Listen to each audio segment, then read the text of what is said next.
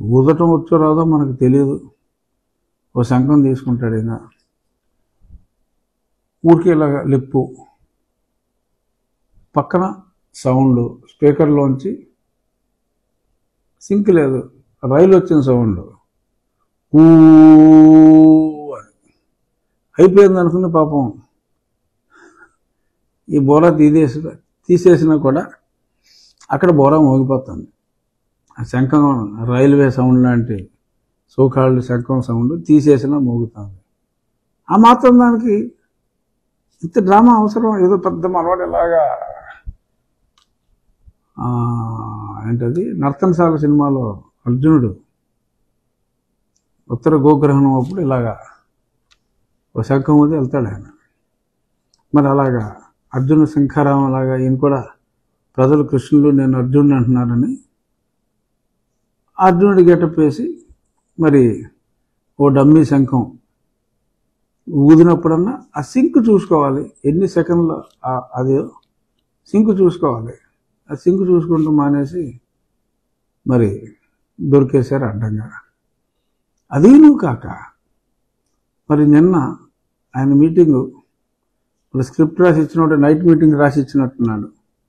ఈయనేమో మిట్ట మధ్యాహ్నం మీటింగ్లో మీరందరూ ఒకసారి మీ సెల్ ఫోన్ లైట్లు ఆన్ చేయండి అన్నాడు. పిచ్చికిపోయింది జనాలకి. ఒకరి మొహం ఒకరు చూసుకున్నారు. చంద్రబాబు నాయుడు గారిది లోకేష్ గారి మీటింగుల్లో కరెంటు తీసేస్తా ఉంటే ఆయన ఈ లైట్లు వేసి మీ సెల్ ఫోన్ లైట్లు ఆన్ చేయండి, ఆ వెలుగుల్లోనే మీటింగ్ చేసుకుందాం అని చెప్పారు. మరి కట్ అండ్ పేస్ట్ గాడు ఎవడో మరి రైటరు, మరి ఈయనకు ఉండాలిగా ఆ మాత్రం జ్ఞానము లేవు. మిట్ట మధ్యాహ్నం అదే ఏదో మీటింగ్లో మరి నేను నారా లోకేష్ కూడా చిప్పు దొబ్బిందా అని ఆయన ప్రశ్నించారు. బట్ నేను అంత క్లియర్గా చిప్పు దొబ్బిందా అని నాకు అడగవలసిన అవసరం లేదు. అడగవలసిన అవసరం లేదు అంటే అందులో రెండు మీనింగ్లు ఉన్నాయి. ఒకటి, అడగటం తప్పు అని అనుకోవచ్చు. రెండు, ఇంకా అంత మాట అనేసిన తర్వాత అడగవలసిన అవసరం ఏంటి అని కూడా అనుకోవచ్చు. ఏదేమైనా తమ విజ్ఞతను, తమ తెలివితేటలను జ్ఞానము లేని విదేశీ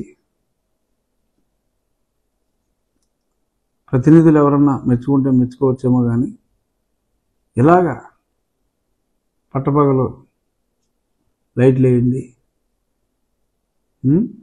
డమ్మీ శంఖాలు, శంఖం తీసేసిన తర్వాత కూడా సౌండ్లు వచ్చేసి అడ్డంగా బుక్ అయిపోవటం, మీటింగుల్లో పచ్చి అబద్ధాలు ఆడేయటం, that is not at all in good taste.